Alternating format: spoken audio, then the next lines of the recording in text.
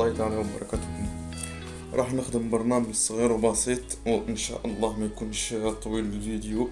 البرنامج الفكرة تاعو أنه حسب ما فهمت من أحد المراسلين أو أحد الرسائل أنه حاب رقم كما نقولوش التلميذ حاب يطبعها المعلومات تاع التلميذ تكون في شهادة المعلومات في رقم في معلومات تاع التلميذ يطبعهم على شكل شهادة مدرسية. يعني يدير يعني عنده جزء اثنين من جدول التلميذ وجدول الشهادة المدرسية، ويربط بينهم ودار الربط بيناتهم. وشني ما فهمش كيفاه يخرج المعلومات هذيك. انا اقترحت عليه الحل وقلت له كيفاه انه دير استعلام في قاعدة البيانات، وان شاء الله يفهم معنا. وان شاء الله انا راح نبدا ببرنامج بسيط من جديد، راح نخدم لاباز دوني من جديد. الفيديو يطول ممكن لا بيها. انا راح نخدم البرنامج من جديد وحاب وحده معاكم. هو داير قاعدة بيانات ندير قاعدة بيانات تسير مدرسي مثلا، ندير قاعدة بيانات أسكية أكسيس. وراح نجيب نكملها تاني أكسيس.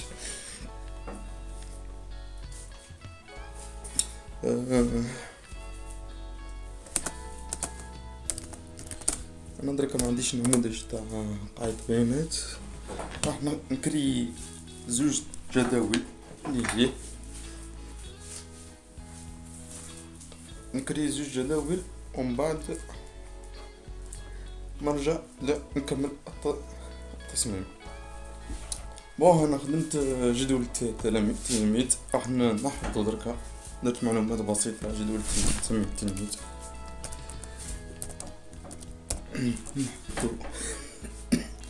وراح نزيد تاني جدول شهادة مدرسية مع شهادة مدرسية أنا عندي نموذج خدمته في برنامج تخرجي. راح نشوف كيفاه برك كيفاه يتطبع باش نفهم كيفاه باش ناخد معلومات أولية داتا.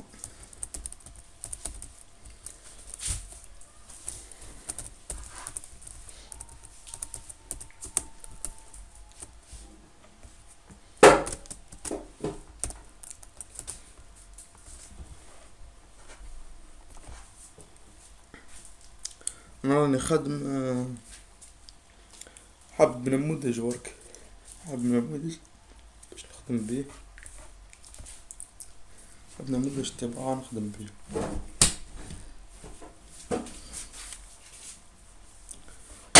نموذج طباعة حاب نخدم بيه برك عندي معلومات منه.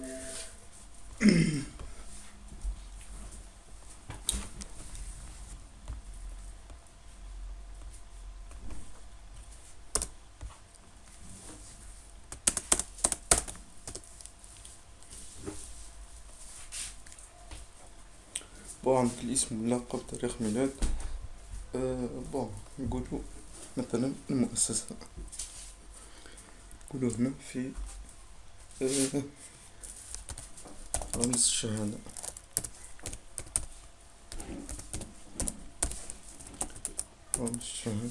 وهنا نقولو اسم المؤسسة.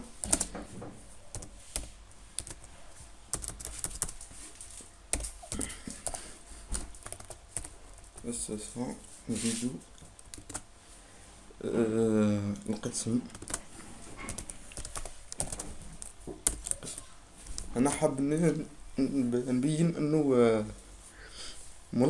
كيما نقولوا يدي نظرة فقط، يدي نظرة. هذا كل راهو عنده. انا حاب يدي نظرة ويستفيد اللي ما عندوش، اللي ما يعرفش. الهدف تاعنا ديما ندو معلومة ويستفيد منها اللي حاب يستفيد.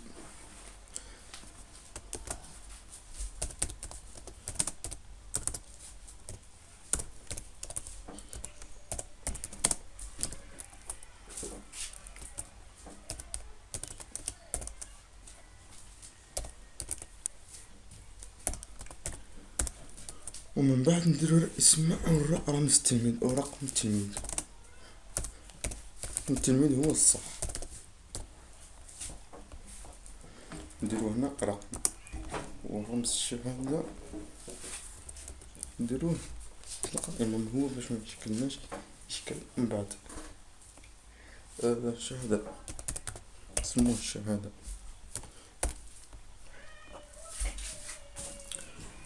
نديرو دركا نسكرو الجداول. دركا نديرو ربط علاقات. نديرو العلاقات، نديرو العلاقات حيث أن لكل تلميذ شهادة واحدة أو أكثر.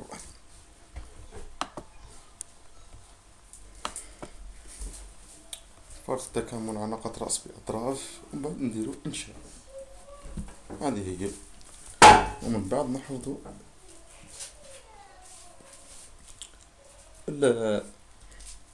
هنا هذا هو الصح. نديرو هنا بار اكزومبل، نديرو هنا الصح. اني واش راح ندير الاستعلام. هنا الاستعلام تاعي هذا هو واش نحتاجو انا. الاستعلام هذا اللي نحتاجو. او خرج لنا حقول التلميذ والشهادة، يتسمى كل الحقول. هذا هو. وبعد نديرو التشغيل. هذا هو. دوك نجربو مثال.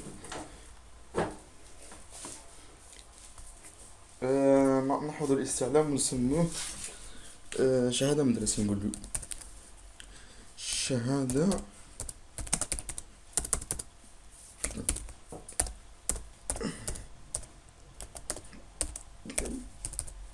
تلميذ. هذا كل راح نطلعهم من بعد في الدلفي.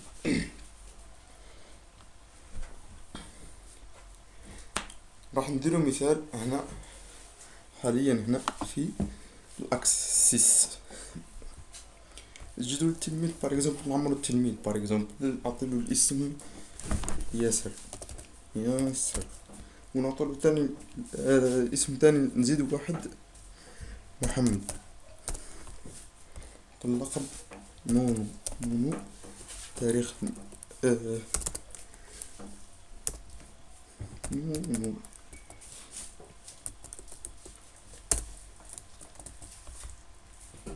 نور الدين. تاريخ 101 مكان الميلاد الجزائر. ميهمش. اللقب حسن.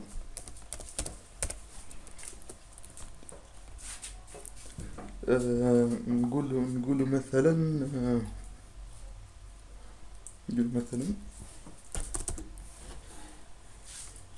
صح 01 نحفظو هذا. نقولو مش شهادة مدرسية مثلا.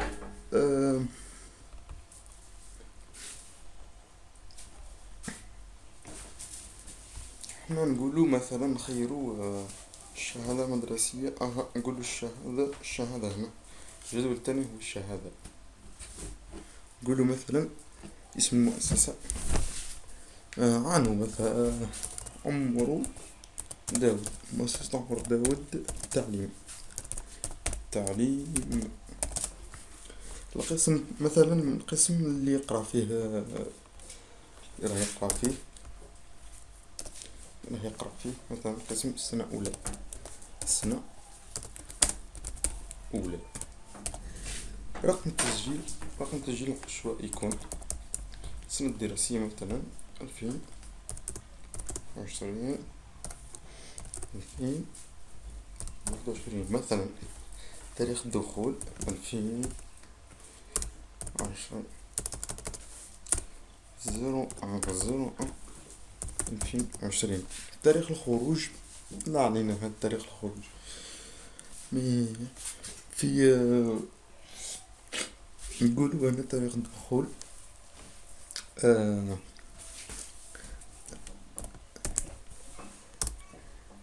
نقولوا 2019. تاريخ الخروج نقولوا 2020. رقم التلميذ مثلا نقولوا نفترض 1. من بعد نجو له من الشهادة المدرسية نلقاو اسم التلميذ اللي نعاود نذكرو. تريد حفظ؟ نعم نحفظو المخطط. نجو الاستعلام. هاو خرج لنا كل المعلومات. الشهادة المدرسية خرج لنا كل المعلومات. عندنا ياسر. احنا درنا الإضافة للرقم 1. درنا الإضافة للرقم 1. إضافة كان تلاحظوا في الشهادة درنا الإضافة. في الشهادة خيرنا مثل رقم التلميذ 1. هذا المثال راح نطبقوه في الديلفي باش يفهموا تفهموا. دركا انا الطباعة مش راح تخرج لي حتى البروغرام نوقف كليا.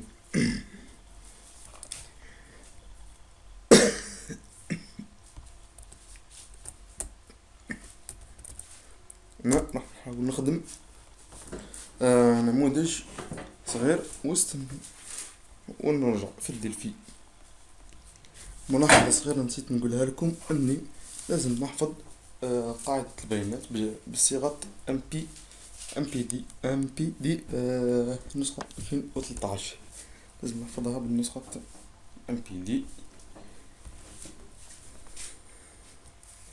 بي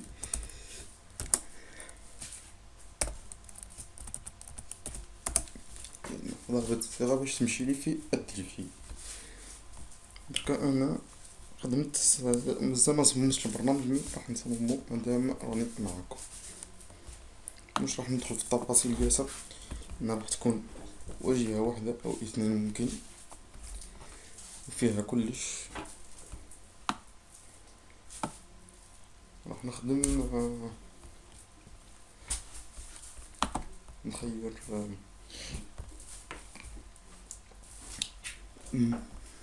باج كنترول. واحدة نديرها للتلميذ، واحدة للشهادة، واحدة للرابور أو الاستعلام اللي درتو ولا الرابط اللي درتو يخرج على شكل تقرار. راح نزيد أو أنا راح ندير حاجة خفيفة برك حيث أنه يفهم اللي طلب مني في الفيديو. دي بي كنترول نحط دي بي هنا نعطي لهم خاصيات. دركا مازال ما عنديش قاعدة بيانات.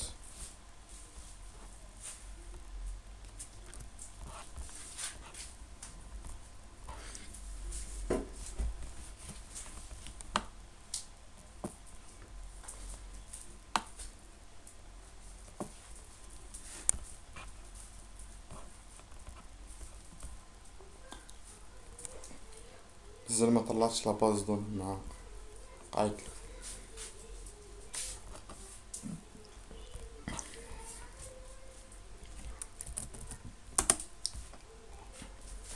مازال ما طلعتش قاعدة البيانات في الديلفي يعني مازال ما ربطتهمش. راح ندير كيما قلت لكم نموذج غير صغير.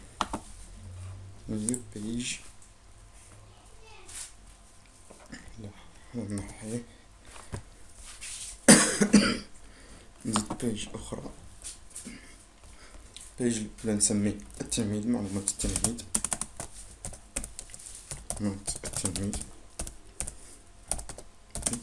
والباج الثانية نسميها شهادة مدرسية، نمط الشهادة الشهادة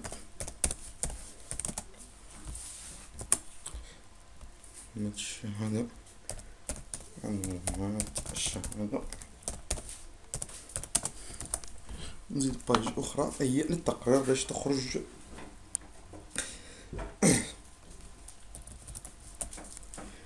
نقول مثلا تحرير الشهادة ولا تحرير الشهادة، يعني تكون تحرير الشهادة المدرسية، واللي راح يكون هو الرابور.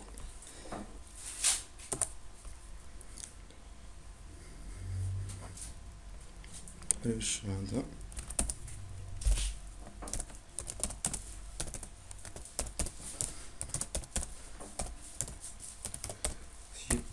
عارفو كاين طلبات ياسر على الأسئلة ممكن ما نوصلش عليهم، وممكن المهم أنا راح نبدأ نحط في القاعدة تاعي، أي أني نحط أدو كونيكسيون نحط لي زادو تيبل التيبل، نحط أدو تيبل تاعي ونزيدو واحدة تالتة داتا سيت، ونحط المكون فقط للتجميل، ونحط داتا سيت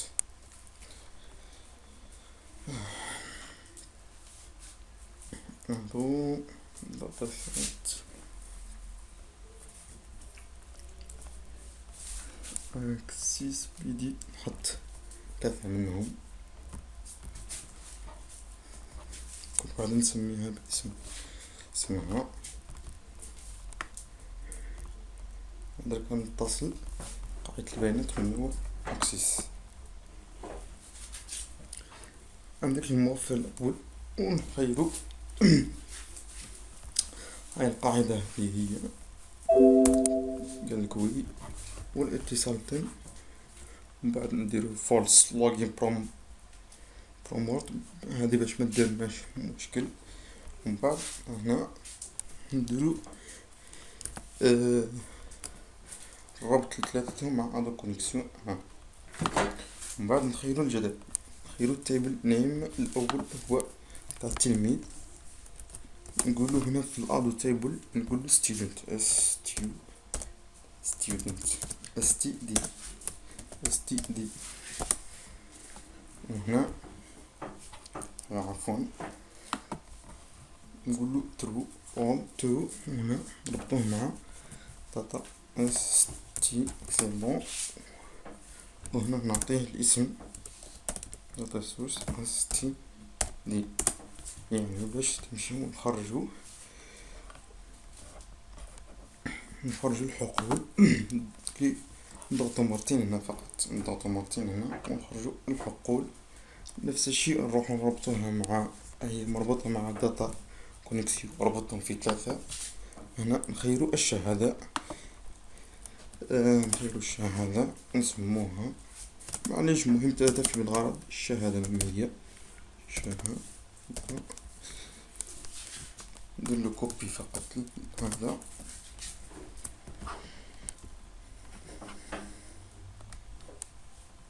الشهادة المدرسية نقولو نديرو داتا سورس الشهادة، ومن بعد راهو يتفاعل، نكليكو نضغطو 2 فوا كليكو تيت الشامبر ونديرو هاد كما راكم تشوفو. هنا نديرو هنا نخيرو الرابور، ها تحرير الشهادة،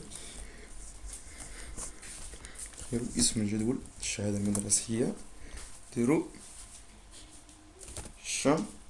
اسم الشهادة مدرسية، ما نحبش نكتر ياسر الحقول.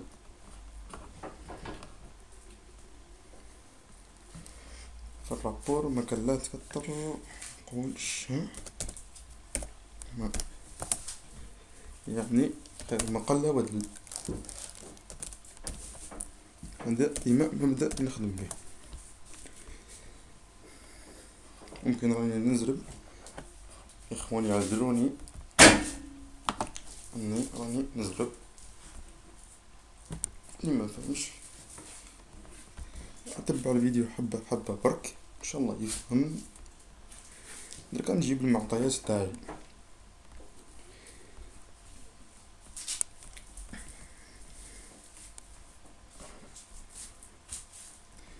نديرو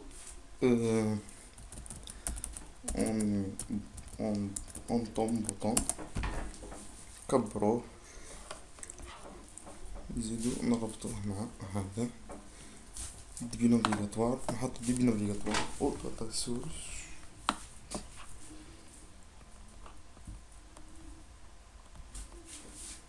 نربطوهم من الزوج، نكليكي على ديبي جريد، ونكليكو على الشيفت او على الشيفت نعم، ونزيد نروح نكليك نخلي او نضرب يدي مضغوط على الشيفت، ونزيد نضغط على داتا ديبي نافيغاتوار، نربطهم مع داتا ستوديو يخرجوا معلومات.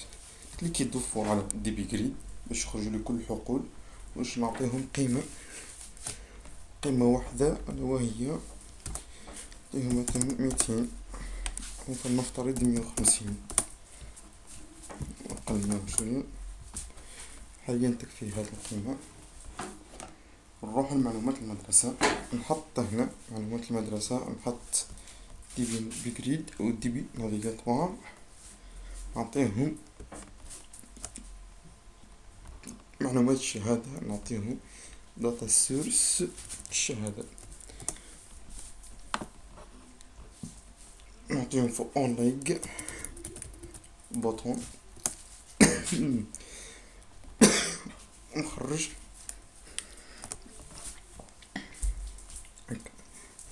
نعطيهم القيمة 120. هنا يكمن السر تاع الربط. هنا انتبهوا شوية معايا، راه يتبع الفيديو انتبه معايا. هنا يكون سر استخراج ديك المعلومات. راح نزيد ديبي لو كومبو بوكس، هذا هو المكون اللي راح يربط لي ما بين الجدول ولا يخرج لي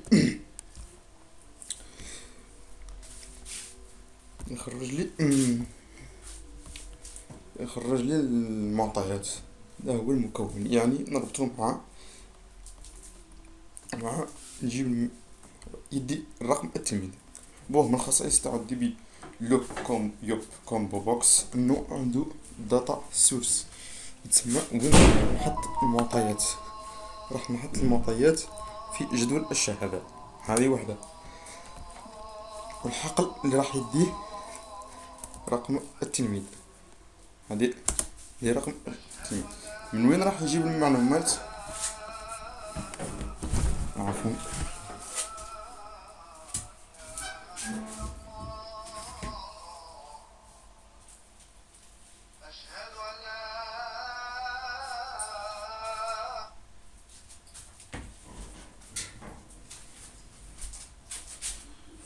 راح يجيب المعلومات. بون ديبي لو كومبو بوكس عنده خاصية ليست سورس، يعني من وين راح يجيب المعلومات؟ راح يجيبها من ستودنت، من التلميذ. واش راح يخرجنا في نديرو رقم التلميذ يخرجنا، ممكن تخير الاسم ولا اللقب، هذه مع ممكن تخير الاسم ولا اللقب، مي نفضل نخيرو الرقم. ليست فايل يتسمى واش راح يخير كي يكفي يتسمى نخيرو رقم التلميذ. هذه هي اللي تخلينا نمشو في البرنامج، خرجنا كي على شكل رابور. و بون دركا كاينه حاجه نزيدها، نزيد جدول ونزيد ديبي نافيغاتوار، هذه وهذه نربطهم مع هذه ويكون هو الرابور، ونعطيهم القيمه اونلاين بوتون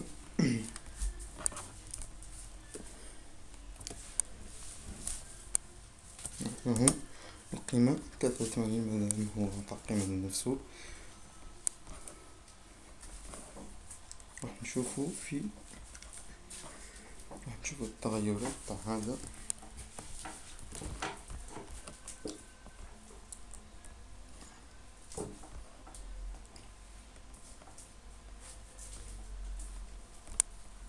اسم نافيغاتوار 3. راح ندير كود صغير فقط اني كي نكليكي على شا بوان ام بوان اوبن، ندير الكلوزي ومن بعد اوبن باش كلوزي بعد شا ومن بعد الشهادة من بعد المدرسية ومن بعد كلوزي. هذا اسم الجدول شا ام شا اش شي والام، هذا اسم الجدول باش ما اوبن. هذا كيشغل استحداث. انا نجرب البرنامج تاعي نشوفو كيفاه يخدم. الفكرة تاعو انه يخرج لي على شكل رابور من غير ما نستعمل قاعدة من غير ما نستعمل الروكات ولا. اذا كان نضيفو تلميذ جديد مثلا نقولو الاسم أسامة، أسامة أسامة حامي حامي، نقولو تاريخ الميلاد مثلا نقولو مثلا 05/03 ساعة مكان الولاد والقلب. ونديرو حوض. هذه وحدة. نروحو معلومات الشهادة المدرسية، نديرو إضافة جديدة رمز الشهادة يكون اوتوماتيك. اسم مؤسسة نقولو مثلا الوفاق، الوفاق. القسم مثلا نخيرو واش من قسم السنة ولا متوسط ولا متوسط. هذه كمعلومات عشوائية. السنة الدراسية نقولو مثلا 2019-2022. تاريخ الدخول 01/03/2019. تاريخ الخروج 03/16 ولا 15/2000 كيفاش 2020. هنا رقم التلميذ لا ملي كنا نخيرو رقم التلميذ التلاميذ هاي العفسة هذا ديبي نخيرو رقم 3 ومن بعد نديرو حوض ومن بعد نجو لهنا او يخرج لنا أسامة. هذه هي الفكرة اني نخرج معلومات التلاميذ من خلال ربط الجدولين، ربط الجداول كنشوفوها من خلال ربط الجدولين والاستعلام. ومن خلال الاستعلام نخرجوا من خلال الاستعلام نخرجوا كل معلومات التلميذ. الاستعلام اللي درناه بين جدولين نخرجوا كل التلميذ. مثلا نضيفوا تلميذ اخر نقولوا مثلا اسم مؤسسة الأمل نوعد مثلا نقولوا السنة أولى ثانوي. هنا السنة الدراسية مثلا أنا ميهمنيش، يهمني نخيرو مثلا رقم التلميذ 2 ومن بعد كي نروح لهنا يخرج لنا اللي خيرنا.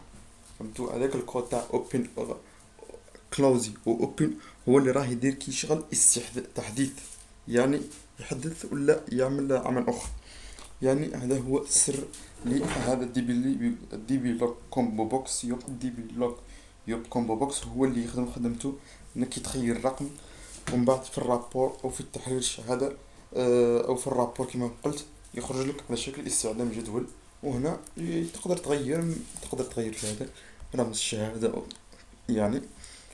وكاين حوايج اضافيين انك تزيد الفلتر. ومن انا درت برنامج صغير وبسيط باش يفهموا اللي مش فاهم هذيك العفسة. وان شاء الله نحاول قدر المستطاع الطلبات اللي راهم يطلبوا مني اني ندير فيديوهات كاين ياسر اسئله واجوبه راني نجاوب عليهم، ونحاول قدر المستطاع ندير فيديوهات عليهم، وان شاء الله ان شاء الله نلحق على كل الطلبات. واذا ما لحقتش يعني الله غالب، انا اصلا نعمل في مجال فورماتيك، يعني كل يوم ولا زوج نخدم 5 ولا 6 ميكرووات، ونزيد نجي نخدم بروجرام. الله يحسن العون ويخلص. المهم أرجو أن يكون الفيديو قد نال إعجابكم، ولا تنسونا بصالح الدعاء والإخلاص، ودير لايك والاشتراك في القناة. والسلام عليكم ورحمة الله تعالى وبركاته.